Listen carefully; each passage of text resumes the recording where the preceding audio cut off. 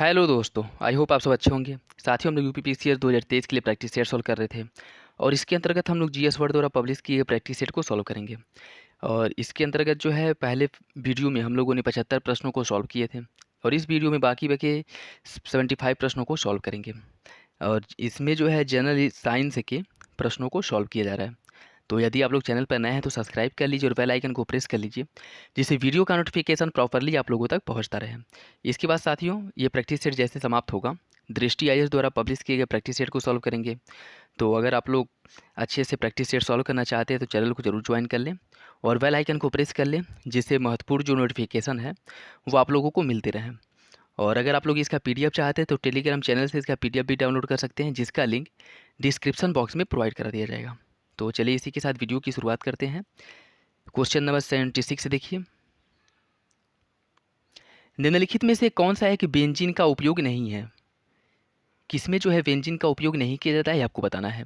इसका जो सही आंसर साथियों वो हो जाएगा ऑप्शन सी। औषधि के रूप में बेंजीन का उपयोग नहीं किया जाता है, जबकि ईंधन के रूप में, विलायक के रूप में और शुष्क धुलाई के रूप में बेंजीन का उपयोग किया जाता है। ठीक है, देखिए बेंजीन है जो है कि एक है कार्बनिक यौगिक है, जिसका उपयोग विलायक के रूप में, पेट्रोल के साथ मिश्रण करके ईंधन के रूप में और शुष्क धुलाई के रूप में इसका उपयोग किया जाता है।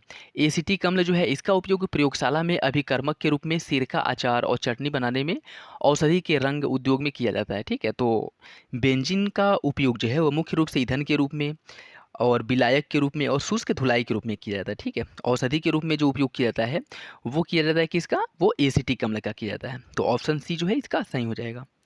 नेक्स्ट देखिए, प्लास्टर ऑफ पेरिस का रासायनिक नाम क्या है। प्लास्टर ऑफ पेरिस का जो रासायनिक नाम है वह कैल्शियम सल्फेट हेमीहाइड्रेट है। ठीक है, कैल्शियम सल्फेट हेमीहाइड्रेट जो है प्लास्टर ऑफ पेरिस का रासायनिक नाम है। और अगर इसका जो है सूत्र पूछ ले तो इसका सूत्र होता है 2CaSO4 इंटू H2O। ये इसका सूत्र है। नीचे दिए गए कथन दिए गए हैं और आपको जो है कथन और कारण के हिसाब से सही आंसर का चयन करना है। कठोर जल पानी के साथ आसानी से फेन उत्पन्न करते हैं, क्योंकि कठोर जल में कैल्शियम और मैग्नीशियम के क्लोराइड, सल्फेट व बाइकार्बोनेट घुले होते हैं। बताइए इसका सही आंसर क्या है। इसका जो सही आंसर साथियों वो हो जाएगा ऑप्शन डी। पहला सही है, दूसरा जो है वो गलत है। देखिए कठोर जल वह जल होता है जो पानी के साथ आसानी से झाग उत्पन्न नहीं करता है। और इसमें क्या कह रहे हैं ऑप्शन में, देखिए कठोर जल जो पानी के साथ आसानी से फेन उत्पन्न करता है। ठीक है, इसलिए जो है कठोर जल वो होता है जो पानी के साथ आसानी से उत्पन्न करता है। ठीक है, इसलिए गलत हो जाएगा। ठीक है, ऑप्शन ए जो है यहाँ ऑप्शन गलत दिया है। इसका सही आंसर हो जाएगा ऑप्शन सी पहला। देखिए दोनों गलत है, दोनों सही दिया है। ठीक है, मतलब इसमें यहाँ पे जो है ना, यहाँ पे असत्य होगा। ठीक है, यह सत्य और सत्य, तो इसको मान लीजिए यहाँ पे ऑप्शन ए जो है वो गलत है, दूसरा सही होगा। ठीक, कठोर जल वह होता है जो पानी के साथ आसानी से फेन अर्थात झाग उत्पन्न नहीं करता है। ठीक है, कठोर जल में कैल्शियम और मैग्नीशियम के क्लोराइड, सल्फेट और बाइकार्बोनेट घुले होने के कारण जल की कठोरता बढ़ जाती है। तो ये भी पूछ सकता है कि इसमें क्या क्या घुला होता है, कैल्शियम और मैग्नीशियम के क्लोराइड, सल्फेट और बाइकार्बोनेट इसमें घुले होते हैं। और यह जो है कठोर जल आसानी से झाग उत्पन्न नहीं करता है। तो पहला ऑप्शन गलत है, दूसरा सही है। नेक्स्ट देखिए, निम्नलिखित में से कौन सा एक हाइड्रोजन का समस्थानिक नहीं है। इसका जो सही आंसर वो हो जाएगा ऑप्शन सी। भारी जल हाइड्रोजन का समस्थानिक नहीं, जबकि ट्राइटियम, ड्यूटेरियम और प्रोटियम यह तीनों हाइड्रोजन के समस्थानिक हैं। नेक्स्ट, सोडियम थायोसल्फेट का मुख्य उपयोग कहाँ किया जाता है। सिल्वर और गोल्ड का निष्कर्षण करने में, कागज व सिरेमिक की वस्तु का ग्लेज करने में, जल को मृदा करने में, मृदु अर्थात जो पीने योग्य बनाने में, चमड़े की रंगाई करने में। बताइए सोडियम थायोसल्फेट का उपयोग कहाँ किया जाता है। इसका सही आंसर है ऑप्शन ए। सिल्वर और गोल्ड के निष्कर्षण में सोडियम थायोसल्फेट का उपयोग किया जाता है। देखिए सोडियम थायोसल्फेट जिसे हाइपो के नाम से जाना जाता है, इसका प्रमुख उपयोग फोटोग्राफी में प्रतिक्लोर के रूप में और सिल्वर और चांदी के निष्कर्षण में इसका उपयोग किया जाता है। तो ऑप्शन ए जो है वो सही हो जाएगा। निम्नलिखित में से कौन सा एक पायरेक्स कांच का रासायनिक संगठन है। पायरेक्स कांच का रासायनिक संगठन कौन सा है ये आपको बताना है। इसका सही आंसर है ऑप्शन बी। बेरियम सिलिकेट और सोडियम सिलिकेट जो है यह पायरेक्स कांच के रासायनिक संगठन है। तो ऑप्शन बी जो है वो सही है। नेक्स्ट देखिए, निम्नलिखित में से किस किस का ऊर्ध्वपातन विधि द्वारा शुद्धिकरण किया जा सकता है। एंथ्रेसीन, एंथ्रासीन, बेंजोइक अम्ल, कपूर और अमोनियम क्लोराइड। बताइए इसका सही आंसर क्या है। इसका जो सही आंसर साथियों वो हो जाएगा ऑप्शन डी। इन सभी का निष्कर्षण जो है, इन सभी का ऊर्ध्व शुद्धिकरण जो है ऊर्ध्वपातन विधि से किया जा सकता है, चाहे वो एंथ्रासीन हो, बेंजोइक अम्ल हो, कपूर हो या फिर से अमोनियम क्लोराइड हो। तो इंपॉर्टेंट है, याद रखिएगा। निम्नलिखित में से कौन एक सही सुमेलित है। ये तत्व दिए गए हैं या अपरूप दिए गए हैं। कार्बन का अपर रूप है एमार्फस सल्फर, जो है वो कार्बन का अपर रूप है। और बोन चारकेल जो है वह आपका सल्फर का, फास्फोरस का जो है हीरा है, ऑक्सीजन का ओजोन है। बताइए इसका सही आंसर क्या होगा। इसका जो सही आंसर साथियों वो हो जाएगा ऑप्शन डी। ओजोन जो है वो ऑक्सीजन का अपर रूप है, O3, ठीक है, जबकि अन्य तीनों विकल्प गलत हैं। अगर हम बात करें कार्बन की, तो कार्बन का अपर रूप है हीरा, सल्फर का अपर रूप है एमार्फस सल्फर, और फास्फोरस का जो अपर रूप है वह स्कॉटलेट फास्फोरस जो है, इसका किसका, फास्फोरस का अपर रूप है। तो इसका जो सही आंसर है वो हो जाएगा ऑप्शन डी। वाटर जेट तकनीक का उपयोग किया जाता है किसमें। अग्निशमन में, सिंचाई में, भीड़ को नियंत्रित करने में या खाद्यान्नों के वेधन में। इसका सही आंसर साथियों ऑप्शन डी। वो वाटर जेट का उपयोग खाद्यान्नों के वेधन में किया जाता है। देखिए वाटर जेट तकनीकी में पानी की धारा तीव्र गति के साथ छोड़ा जाता है और इस तकनीक का जो उपयोग है वह खाद्यान्नों के वेधन में किया जाता है। तो ऑप्शन डी जो है वो सही है। निम्नलिखित में से किसका उपयोग सड़कों पर लगे पीले लैंप में किया जाता है। आर्गन, बेंजीन, सोडियम या फिर हाइड्रोजन। इसका सही आंसर है ऑप्शन सी। सड़कों के किनारे लगे पीले बल्ब सोडियम वाष्प लैंप होते हैं। तो इसका सही आंसर ऑप्शन सी हो जाएगा। कांच में पिकॉक नील रंगा, कांच में पिकॉक जो नीला रंग है वो प्रदान करने के लिए निम्न में से किसका उपयोग किया जाता है। इसका जो सही आंसर साथियों वो हो जाएगा ऑप्शन बी, क्यूपरी के कांच का, या जिसे क्यूपरी कलबड़ कहा जाता है। देखिए कांच को पिकॉक नीला रंग प्रदान करने के लिए क्यूपरी कलबड़ का प्रयोग किया जाता है। ऑप्शन बी जो है वो सही है। निम्नलिखित में से कौन सा एक कृत्रिम मधुरक का उदाहरण नहीं है। आर्टिफिशियल जो स्वीटनर होता है उसका उदाहरण नहीं है। इसका सही आंसर है ऑप्शन डी। नाइट्रोलीन जो है वह कृत्रिम मधुरक नहीं है, जबकि अर्थोसल्फोन, अर्थोसल्फोबेंजीमाइड, एस्पार्टूम जिसे कहा जाता है, सैकरीन, यह सब कृत्रिम मधुरक है, जबकि नाइट्रोलिम जो है यह कृत्रिम मधुरक नहीं है।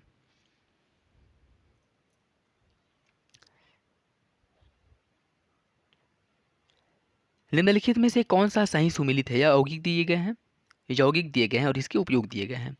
नाइट्रस ऑक्साइड का उपयोग शल्य चिकित्सा में किया जाता है। क्यूपरस ऑक्साइड का प्रयोग ब्रॉन्ज बनाने में, और क्यूपरी के क्लोराइड का प्रयोग विद्युत सेल बनाने में। मैग्नीशियम ऑक्साइड का प्रयोग रंग भरने में किया जाता है। बताइए इसका सही आंसर क्या है। इसका सही आंसर है ऑप्शन ए। नाइट्रस ऑक्साइड का प्रयोग शल्य चिकित्सा में किया जाता है, और क्यूपरस ऑक्साइड का प्रयोग पेस्टिसाइड के रूप में, क्यूपरी क्लोराइड का जल के शुद्धिकरण में, और मैग्नीशियम ऑक्साइड का प्रयोग किया जाता है औषधि निर्माण या वायलरों में मैग्नीशियम ऑक्साइड का प्रयोग किया जाता है। तो इसका जो सही आंसर है वो हो जाएगा ऑप्शन ए। ये जो है वो सही सुमेलित है। निम्नलिखित में से कौन सा उपधातु मानव निर्मित है। पोलोनियम, बोरॉन, जर्मेनियम या फिर आर्सेनिक। इसका सही आंसर है ऑप्शन ए। पोलोनियम जो है यह मानव निर्मित है। कथन और कारण दिया गया, आपको सही आंसर का चयन करना है। विलयन अस्थायी एवं पारदर्शक होता है। विलयन में विलय के कण इस प्रकार से घुले मिले जाते हैं कि एक दूसरे में विभेद करना संभव नहीं रहता है। बताइए इसका सही आंसर क्या होगा। इसका जो सही आंसर साथियों वो हो जाएगा ऑप्शन ए। कथन और कारण दोनों सही हैं और आर ए की सही व्याख्या करता है। देखिए विलयन दो या दो से अधिक पदार्थों के समांगी मिश्रण को ही विलयन कहा जाता है। इसमें निश्चित ताप पर विलय और विलायक की आपेक्षिक जो मात्राएं हैं वह एक निश्चित सीमा के अंदर इनको निरंतर एक दूसरे को परिवर्तित किया जाता है, मतलब एक दूसरे में मिलाया जाता है। तो इसका जो सही आंसर ऑप्शन ए हो जाएगा। कोल गैस के संगठन में सर्वाधिक मात्रा में प्रयुक्त होता है, किसका प्रयोग किया जाता है सबसे अधिक मात्रा में। इसका सही आंसर है ऑप्शन बी, हाइड्रोजन का। कोल गैस जो दहनशील गैसों का मिश्रण होता है, इसका संगठन कोयले की किस्म और भंजन के ताप पर निर्भर करता है, और इसमें सर्वाधिक जो मुख्य घटक है वो हाइड्रोजन, जिसमें 55% होता है, मीथेन 30%, कार्बन मोनोऑक्साइड 4 और असंतृप्त हाइड्रोकार्बन इसमें 3% होता है। तो सबसे अधिक मात्रा में हाइड्रोजन होता है। ठीक है, तो ऑप्शन बी जो है वो सही है। ग्रेफाइट के संदर्भ में कौन सा कथन गलत है, यहाँ आपको गलत बताना है। इसका सही आंसर है ऑप्शन सी, यह पारदर्शक और रंगीन होता है, यह गलत है। जबकि यह मुलायम होता है, यह विद्युत का सुचालक होता है और इसे कागज़ पर रगड़ने पर काला निशान बनता है। यह तीनों सही हैं। ऑप्शन सी जो है वह गलत है। निम्नलिखित में से कौन सा उत्प्रेरक स्टार्च को माल्टोज में परिवर्तित करता है? बताइए इसका सही आंसर क्या होगा? Zymase enzyme, diastase enzyme, lactic bacillus या फिर से ट्रिप्सिन एंजाइम। इसका सही आंसर है option B, diastase enzyme. यह उत्प्रेरक स्टार्च को माल्टोज में परिवर्तित करता है। ऑप्शन बी सही है। निम्नलिखित में से कौन सा एक सही सुमेलित है? यह तत्व दिए गए हैं और ये इसके खोजकर्ता दिए गए हैं। हाइड्रोजन का खोज लुईस ने किया था, कैल्शियम का डेवी ने, क्लोरीन का वर्कले ने और नाइट्रोजन का कैवेडिस ने। बताइए इसका सही आंसर क्या है? सही सुमेलित कौन है? इसका सही आंसर हो जाएगा साथियों ऑप्शन बी, कैल्शियम का खोज जो है डेवी ने किया था। और बात करें अगर हाइड्रोजन की खोज की थी कैवेंडिस ने और क्लोरीन की खोज जो है वो की थी किसने? सीले ने। क्लोरीन की खोज जो है वो सीले द्वारा की गई थी। सीले ने क्लोरीन की खोज की थी। नाइट्रोजन की खोज की थी रदरफोर्ड ने। ठीक। और कैल्शियम की खोज डीवी ने। तो आपका जो सही आंसर है वो हो जाएगा ऑप्शन बी। टाका निम्नलिखित में से किसका मिश्र धातु है? टाका जो लगाया जाता है किसके मिश्र धातु द्वारा इसके तैयार किया जाता है? इसका जो सही आंसर है वो हो जाएगा ऑप्शन सी। इसमें टीन और सीसा इन दोनों के मिश्रण से जो है टाके का निर्माण किया जाता है। तो ऑप्शन सी जो है वो सही है। निम्नलिखित में से कौन सा तत्व ब्रह्मांड में सर्वाधिक मात्रा में पाया जाता है? इसका सही आंसर है ऑप्शन डी, हाइड्रोजन ब्रह्मांड में सबसे अधिक मात्रा में पाया जाता है।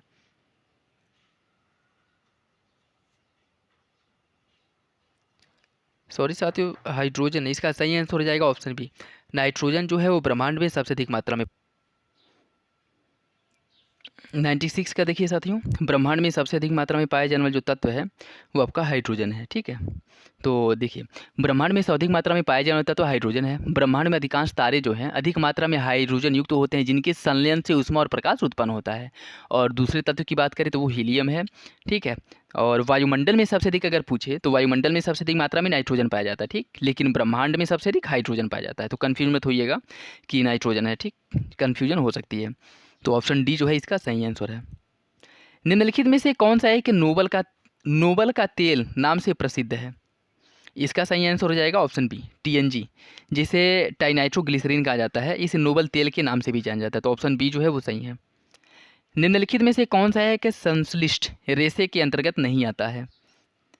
इसका सही आंसर हो जाएगा ऑप्शन डी, पॉलीविनाइल क्लोराइड जो है यह संश्लिष्ट रेशे के अंतर्गत नहीं आता है।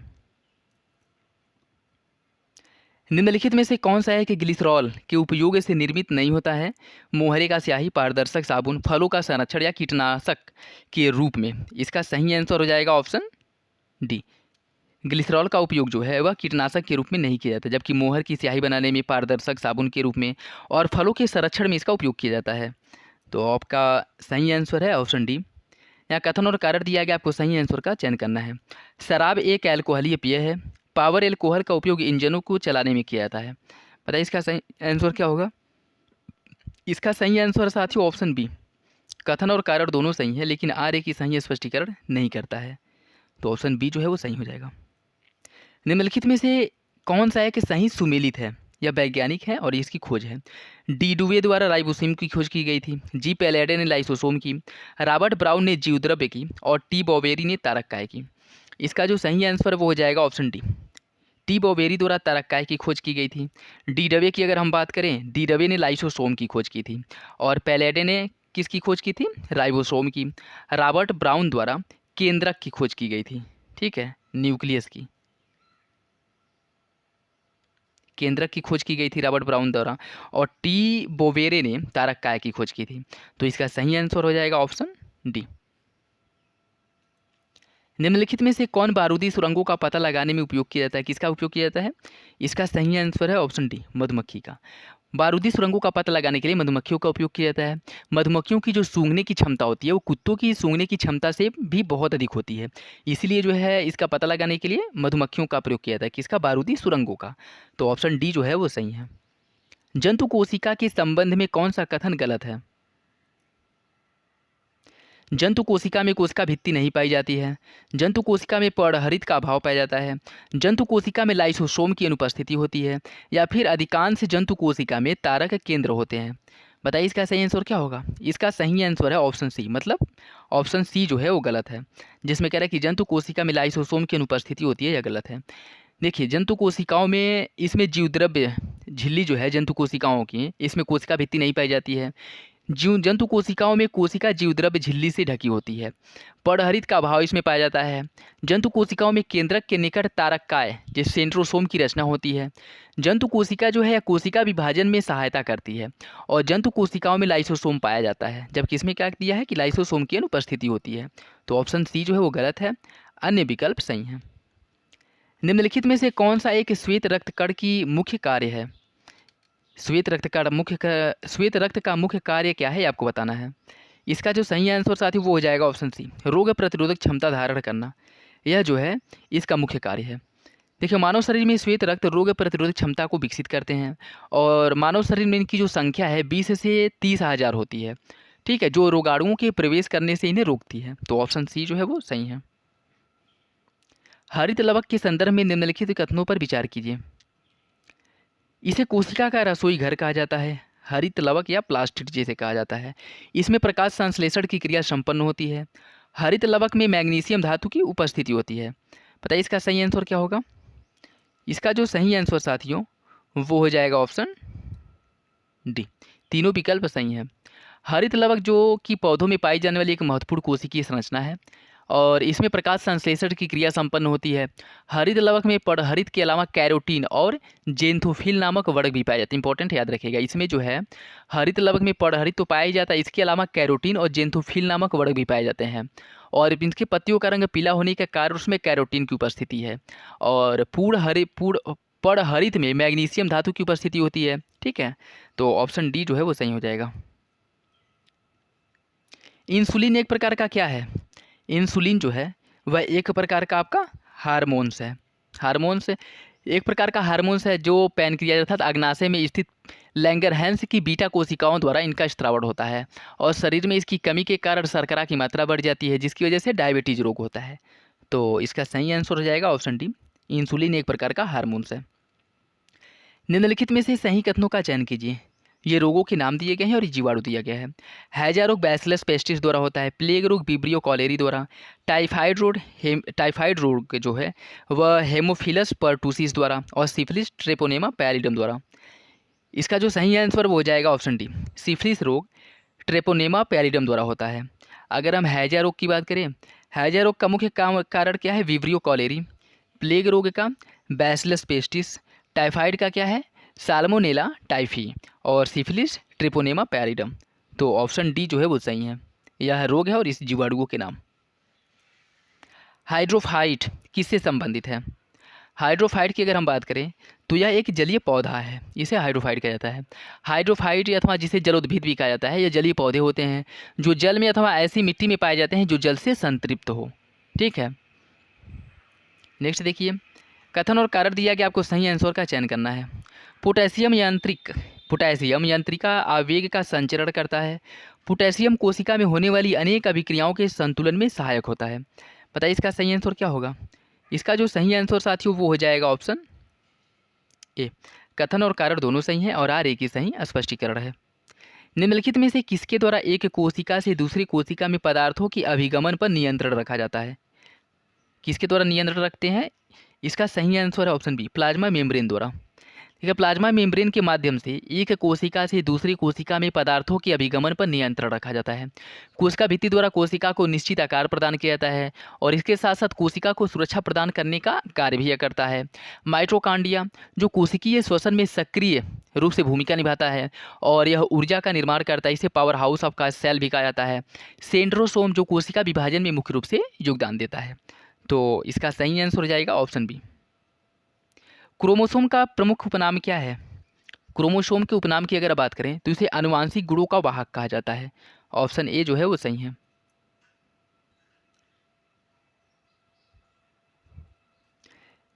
ये देखिए निम्नलिखित में से कौन एक सही सुमेलित है, इसका चयन करना है। या कीट दिए गए हैं और यह संचारित रोग, किस कीट के द्वारा से किस रोग का संचरण होता है आपको बताना है। टेबनेस मक्खी द्वारा फाइलेरिया का, घरेलू मक्खी द्वारा पीत ज्वर का, मादा क्यूलेक्स मक्खी द्वारा कालाजार का, और मादा एनाफिलीज मक्खी द्वारा मलेरिया ज्वर का। बताइए इसका सही आंसर क्या है। इसका सही आंसर है ऑप्शन डी, मादा एनाफिलीज मच्छर जो है वह मलेरिया रोग का वाहक है। टेबेनिक्स मक्खी द्वारा सुर्रा रोग होता है, घरेलू मक्खी द्वारा हैजा, मादा क्यूलिक्स द्वारा फाइलेरिया, मादा क्यूलिक्स द्वारा जो है फाइलेरिया होता है, ठीक है। और टेबेनिक्स मक्खी द्वारा जो है इसके द्वारा होता है आपका सुर्रा रोग, ठीक है। और घरेलू मक्खी द्वारा होता है हैजा। तो इम्पॉर्टेंट है, याद रखिएगा। डीएनए में उपलब्ध कौन सा यौगिक अम्ल नहीं बनाता है। बताइए इसका सही आंसर हो जाएगा ऑप्शन डी, टायरोसिन जो है वह अम्ल नहीं बनाता है। जबकि डीएनए की अगर हम बात करें तो डीएनए में एडेनिन, गुआनिन, साइटोसिन और थायमिन ये 4 प्रकार के अम्ल पाए जाते हैं, जबकि टायरोसिन जो है डीएनए में नहीं पाया जाता है, ठीक है। टायरोसिन जो है डीएनए का यौगिक नहीं है, इंपॉर्टेंट है, याद रखिएगा। स्क्लेरोफाइट एक विशेषीकृत पौधा है और यह निम्न में से किससे संबंधित है। इसका संबंध किससे आपको बताना है। इसका जो सही आंसर साथियों वो हो जाएगा ऑप्शन सी, काष्ठीय झाड़दारी पौधे, काष्ठीय झाड़ीदार पौधे से इसका संबंध है। तो ऑप्शन सी जो है वो सही है। निम्नलिखित में से कौन सा एक सही सुमेलित है। यह रोग है और यह इस फसल है। सैंथिल रोग गेहूं में होता है, ब्लैक आर्म रोग काटन में, अंगमारी रोग नींबू में, और साइट्रस कैकर रोग धान में। बताइए कौन सही सुमेलित है। इसका सही आंसर साथियों ऑप्शन बी, ब्लैक आर्म रोग जो है वो कॉटन में होता है, ठीक है। ब्लैक आर्म रोग कॉटन में होता है। सैंथिल रोग की अगर हम बात करें तो सैंथिल रोग होता है आपके आलू में, आलू में सैंथिल रोग होता है। अंगमारी रोग धान में होता है आपका अंगमारी रोग। और साइट्रस कैंकर में अगर बात करें तो यह किस में होता है, नींबू में, ठीक है। तो इंपॉर्टेंट है, याद रखिएगा। निम्नलिखित में से किस यंत्र के द्वारा सूक्ष्म जीवाणु अर्थात बैक्टीरिया को देखा जाता है।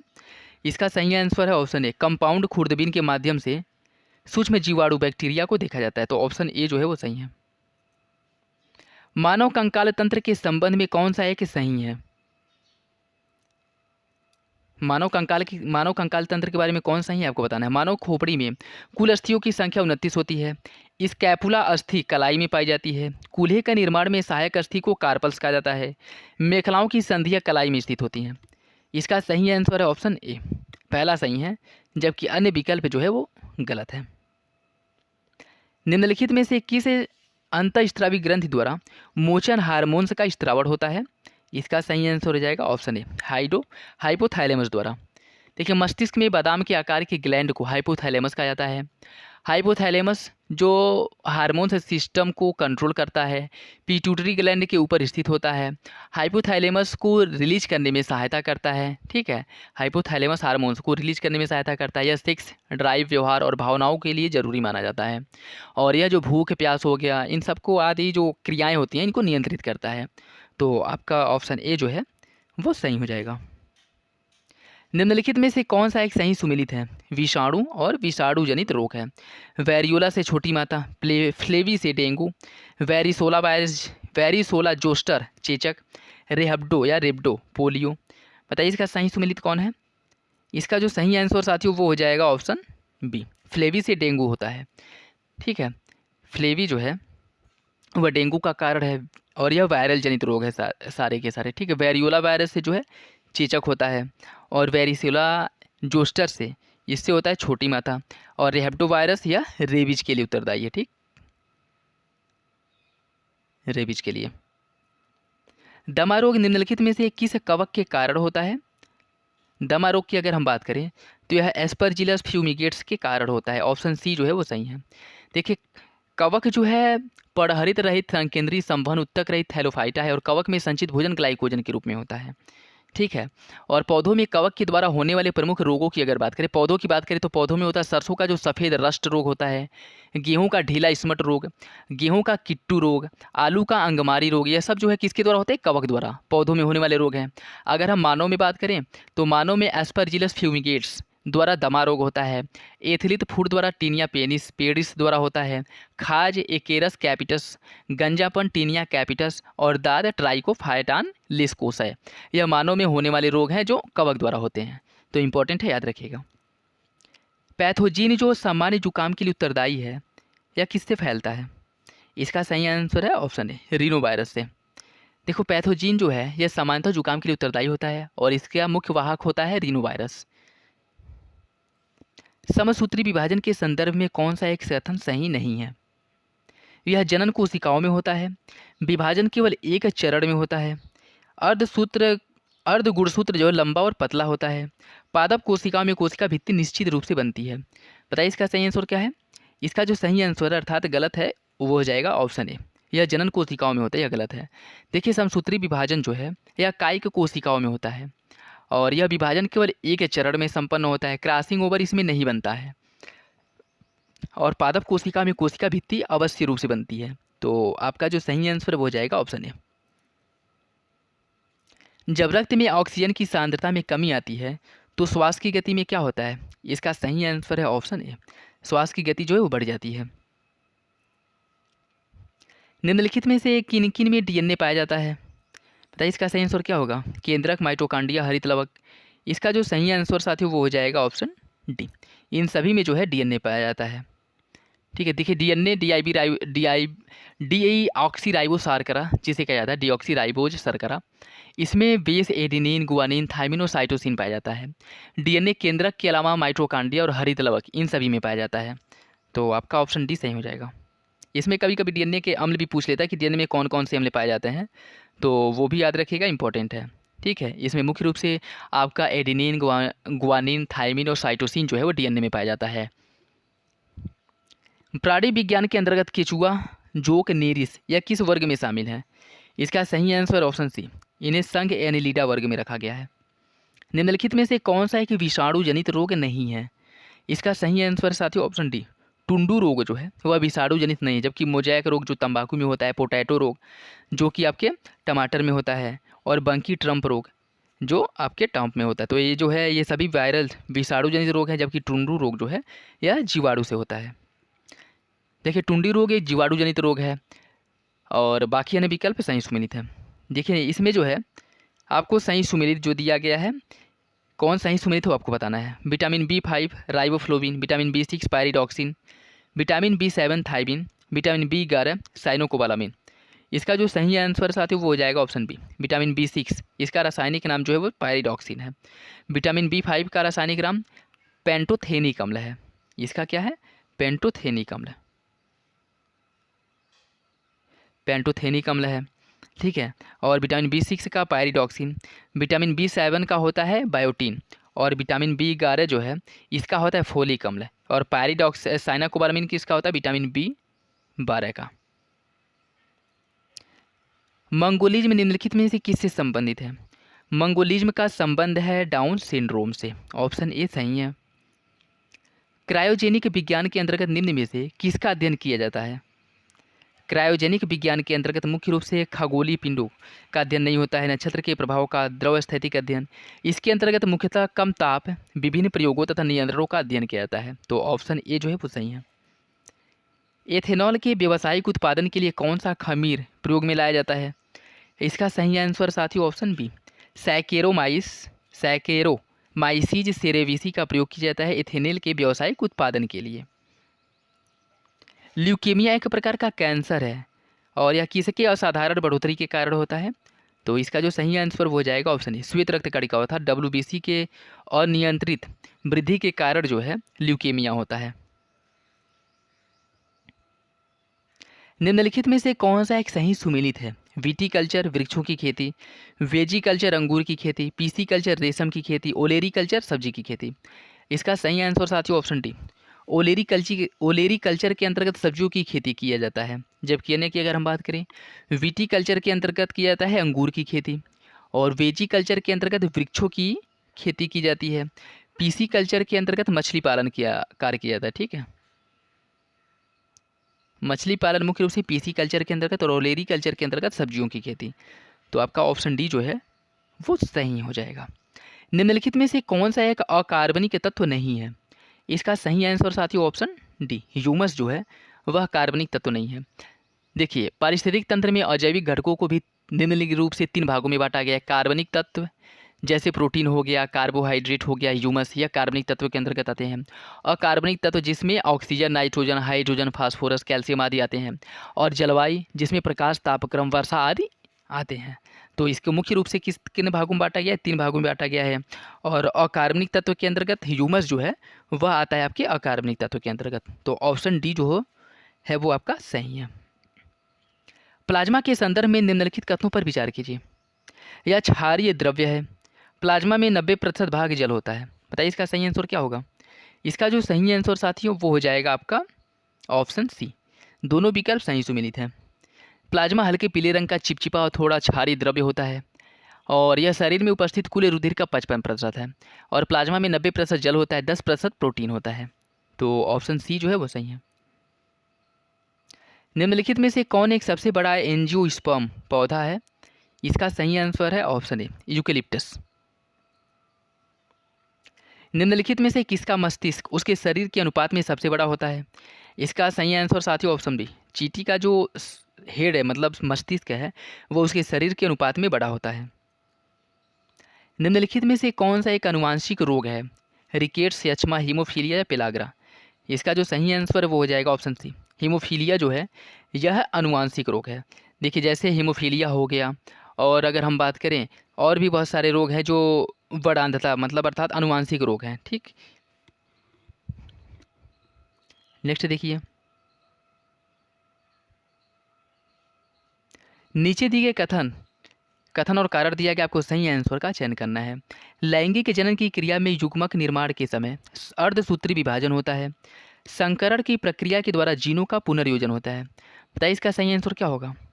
इसका जो सही आंसर है वो हो जाएगा ऑप्शन बी। दोनों विकल्प सही सुमेलित हैं लेकिन आर ए का सही स्पष्टीकरण नहीं है। नियत तापी जंतुओं में ठंडे प्रदेशों में रहने वाले सदस्यों का शरीर अधिक से अधिक बड़ा हो जाता है। जैव विकास के इस नियम का प्रतिपादन किसके द्वारा किया गया था? इसका जो सही आंसर वो हो जाएगा ऑप्शन ए। इसका प्रतिपादन जो है वह वर्जमान द्वारा किया गया था, जिसके अंतर्गत इन्होंने बताया था कि नियत तापी जंतुओं में ठंडे प्रदेशों में रहने वाले सदस्यों का जो शरीर है वह अत्यधिक बड़ा हो जाता है। कोप के द्वारा क्या कहा गया था? इन्होंने कहा था कि जैव विकास के लंबे इतिहास में जंतुओं में शरीर के अधिक से अधिक बड़े होते रहने की प्रवृत्ति पाई जाती है। और गॉसी ने क्या कहा था? गॉसी ने कहा था कि दो अलग वातावरणीय जीवों की प्रजातियां अनिश्चित काल तक एक ही स्थान पर नहीं बनी रह सकती हैं। मतलब उनके अंदर जो है भ्रमणशीलता का गुण पाया जाता है, वह एक स्थान से दूसरे स्थान पर गति करती रहती हैं। एलेन ने क्या कहा था? एलेन ने कहा था कि ठंडे प्रदेशों में रहने वाली जंतुओं के शरीर के खुले भाग अत्यधिक छोटे होते हैं ताकि इसके माध्यम से ताप की जो हानि है वह कम हो सके। ठीक है, तो इसका प्रतिपादन किसके द्वारा किया गया था? वर्जमान द्वारा। डीएनए और आरएनए का निर्माण डीएनए और आरएनए के निर्माण क्या कहलाता है? इसका सही आंसर है ऑप्शन बी, अनुलेखन, जिसे आपका ट्रांसक्रिप्शन कहा जाता है। तो ऑप्शन बी जो है वो सही है। निम्नलिखित कथनों पर विचार कीजिए। प्रोजेरिया रोग में वृद्ध होने की प्रक्रिया अपेक्षाकृत तीव्र होती है। प्रोजेरिया रोग का प्रमुख कारण जीन लेमिन ए में उत्परिवर्तन है। बताइए इसका सही आंसर क्या होगा? इसका सही आंसर साथियों ऑप्शन सी। दोनों विकल्प सही हैं। निम्नलिखित में से कौन सा एंजाइम डीएनए हेलिक्स के खुलने को उत्प्रेरित करता है? इसका सही आंसर है ऑप्शन ए, हेलिकेज। कथन और कारण दिया गया, आपको सही आंसर का चयन करना है। हेपेटाइटिस यकृत की कोशिकाओं में सूजन उत्पन्न करने वाला विषाणु जनित रोग है। हेपेटाइटिस बी का रोकथाम टीकाकरण द्वारा संभव है। बताइए इसका सही आंसर क्या होगा? इसका जो सही आंसर साथियों वो हो जाएगा ऑप्शन बी। दोनों विकल्प सही सुमेलित हैं लेकिन आर ए का सही स्पष्टीकरण नहीं है। नेक्स्ट देखिए, दुधारू पशुओं में डर्मेटोबायसिस रोग किसके द्वारा होता है? इसका सही आंसर है ऑप्शन ए, तुंद मक्खी के मैगट द्वारा दुधारू पशुओं में डर्मेटाइसिस रोग होता है। तो ऑप्शन ए जो है वो सही है। निम्नलिखित में से कौन एक सही सुमेलित है? यह मसाला दिया है और यह वैज्ञानिक नाम दिया गया है। काली मिर्च का वैज्ञानिक नाम क्रोकस सेटाइवस, केसर का सीमेमम इंडिकम, हींग का पाइपरानाइग्रम और हल्दी का करक्यूमा लोगा। इसका जो सही आंसर वो हो जाएगा ऑप्शन डी, हल्दी का करक्यूमा लोगा होता है। जबकि अन्य की अगर हम बात करें, काली मिर्च का वैज्ञानिक नाम पाइपर नाइग्रम होता है और केसर का जो वैज्ञानिक नाम है वो क्रोकस सेटाइवस होता है। क्रोकस सेटाइवस केसर का वैज्ञानिक नाम है। हींग का वैज्ञानिक नाम है पैरुला एसाफोइटिडा जो है वह हींग का वैज्ञानिक नाम है और हल्दी का करक्यूमा लोगा है। तो ऑप्शन डी जो है वो सही है। डॉट्स निम्न में से किस रोग के उपचार में प्रयोग किया जाता है?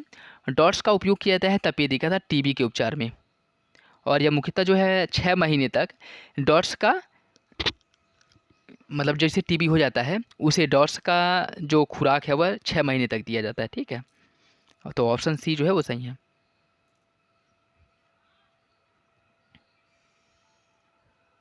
निम्नलिखित, देखिए, धमनी और सीरा के संदर्भ में निम्नलिखित कथनों पर विचार कीजिए। धमनी रुधिर को अंगों से हृदय में लाती है, सीरा रुधिर को हृदय से अंगों की ओर ले जाती है। बताइए इसका सही आंसर क्या होगा? इसका जो सही आंसर साथियों वो हो जाएगा ऑप्शन डी। दोनों विकल्प गलत हैं। यह जो है देखिए, रुधिर को अंग से हृदय में ले जाने का कार्य कौन करता है? धमनी नहीं बल्कि सीरा करती है। सीरा रुधिर को अंगों से हृदय में, मतलब यह डीऑक्सीजेंटेड, मतलब जिसमें कार्बन रहित, कार्बन डाइऑक्साइड रहित रुधिर का संचरण जो है वह सीरा द्वारा किया जाता है, और यह अंगों से हृदय तक रुधिर को लेके जाती है, और यहाँ पे क्या हो जाएगा? धमनी हो जाएगा। धमनी क्या करती है? धमनी हृदय से अंगों की ओर ले जाती है रुधिर को, मतलब यह ऑक्सीजेंटेड, मतलब जिसमें ऑक्सीजन होता है उस रुधिर को हृदय से लेकर के शरीर तक में प्रवाहित करती है। ठीक है, तो ये दोनों विकल्प गलत है, याद रखिएगा। और आपका सीरा जो है यह ऊपरी भागों में, शरीर के ऊपरी भाग में पाया जाता है जो दिखाई देता है, और धमनी आंतरिक भागों में पाया जाता है। इंपॉर्टेंट है, याद रखिएगा। निम्नलिखित में से कौन सा पदार्थ शरीर में ऊर्जा उत्पादन हेतु कोशिकीय ईंधन होता है? इसका सही आंसर साथियों ऑप्शन सी, कार्बोहाइड्रेट। नेक्स्ट, निम्नलिखित में से कौन सा एक सही सुमेलित है आपको बताना है? पेलाग्रा रोग विटामिन डी की कमी से, स्कर्वी विटामिन ए, रतौंधी विटामिन सी, हाइपोनैट्रीमिया सोडियम की कमी से। इसका सही आंसर है ऑप्शन डी। ऑप्शन डी सही है, जबकि अन्य विकल्प गलत है। पेलाग्रा रोग जो है वह विटामिन बी3 के कारण होता है, विटामिन बी3 के कारण होता है। स्क्रवी रोग जो है विटामिन सी के कारण, रतौंधी विटामिन ए के कारण, और हाइपोनैट्रीमिया जो है वो सोडियम की कमी के कारण। तो ऑप्शन डी जो है वो सही है। श्वसन क्रिया को प्रभावित करने वाले निम्नलिखित कारकों में शामिल है कौन कौन? कार्बन डाइऑक्साइड, प्रकाश, ऑक्सीजन, तापमान। इसका जो सही आंसर साथी वो हो जाएगा ऑप्शन डी। ये सभी सही हैं। श्वसन को प्रभावित करने वाले प्रमुख में, श्वसन क्रिया को प्रभावित करने वाले कारकों में सभी शामिल, चाहे वो कार्बन डाइऑक्साइड हो, प्रकाश हो, ऑक्सीजन हो या फिर तापमान। तो ये था आज का लास्ट क्वेश्चंस। आई होप आप लोगों को अच्छा लगा होगा। और एग्जाम तक क्विक फास्ट रिवीजन कराया जा रहा है, और जिसके अंतर्गत अभी जीएस वर्ड का प्रैक्टिस सेट चल रहा है। इसके बाद दृष्टि के प्रैक्टिस सेट को सॉल्व कराया जाएगा। तो अगर आप लोग चैनल पर नए हैं तो सब्सक्राइब कर लीजिए और बेल आइकन को प्रेस कर लीजिए, जिससे वीडियो का नोटिफिकेशन आप लोगों को प्रॉपरली मिलता रहे। और इसका PDF टेलीग्राम चैनल पर अपलोड कर दिया जाएगा, वहाँ से डाउनलोड कर लीजिएगा। तो चलिए इसी के साथ वीडियो को समाप्त करते हैं। मिलेंगे अगले वीडियो में, तब तक के लिए धन्यवाद। जय हिंद।